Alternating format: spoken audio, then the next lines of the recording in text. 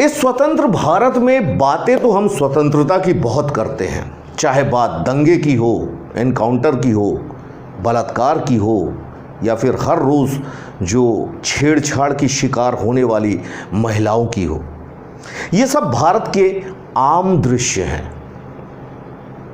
यहां तक कि कई आत्महत्या जितना बड़ा घातक कदम उठाने के लिए मजबूर करना और समाज को ये दिखाया जाना कि ये अपनी जिंदगी से बहुत परेशान थे।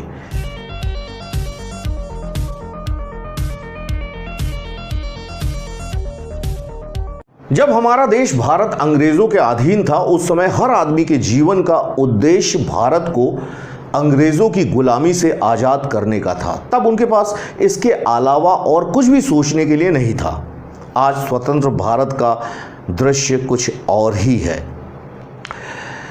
इस स्वतंत्र भारत में बातें तो हम स्वतंत्रता की बहुत करते हैं, चाहे बात दंगे की हो, एनकाउंटर की हो, बलात्कार की हो या फिर हर रोज़ जो छेड़छाड़ की शिकार होने वाली महिलाओं की हो। ये सब भारत के आम दृश्य हैं। यहां तक कि कई आत्महत्या जितना बड़ा घातक कदम उठाने के लिए मजबूर करना और समाज को ये दिखाया जाना कि ये अपनी जिंदगी से बहुत परेशान थे, इसलिए उसने इतना बड़ा कदम उठाया है। कहीं भी नजरें उठाकर देख लीजिए, इसमें स्वतंत्रता कहां दिखाई पड़ती है। आज भी भारत में दंगे फसाद होते ही रहते हैं। कई आतंकवादी संगठन गलत चीज़ों का इस्तेमाल करके भारत और उसकी स्वतंत्रता को नुकसान पहुंचाने की कोशिश करते रहते हैं। इससे कई घर, कई परिवार, कई गांव, कस्बे, कितने ही इंसान तबाह हो रहे हैं। एक तरफ नेताओं द्वारा अपराधियों के साथ किए गए गठजोड़ कई असामाजिक कार्यों को अंजाम तो दे रहे हैं। फलस्वरूप दंगों, विस्फोटों या दुर्घटनाओं या फेक एनकाउंटर से देश त्रस्त है और बातें करते हैं स्वतंत्रता की। दंगों, बम विस्फोटों में जो भी मरे, जिनका जो भी नुकसान हुआ हो, उससे किसी को कोई लेना देना नहीं है। इससे किसी को कोई फर्क नहीं पड़ता है, नहीं वे इसमें अपनी रुचि भी दर्शाते हैं। बस थोड़े दिन अपने भाषणों में आतंक और उन हमलों की निंदा करके वे अपने आप को बचाने में सफल हो जाते हैं।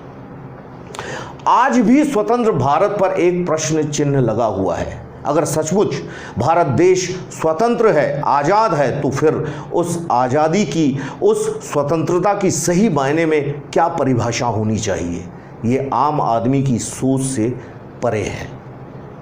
स्वतंत्रता का अर्थ ये कतई नहीं है कि स्वच्छंद होकर मनमानी की जाए, अपनी मर्यादा को भूलकर सरेआम अनैतिक कृत्य किए जाए। देश के सभी लोग स्वतंत्रता का सही सही मतलब तो समझे, आम जनता भी अपनी सीमाएं खुद तय करे। क्या सही है, क्या गलत है, ये करने के पूर्व कुछ ना कुछ सोचे, तभी तो स्वतंत्रता का असली आनंद उठाया जा सकता है। फिर तब हम गर्व से कह सकेंगे कि हम भारतीय होने के साथ साथ स्वतंत्र भी है।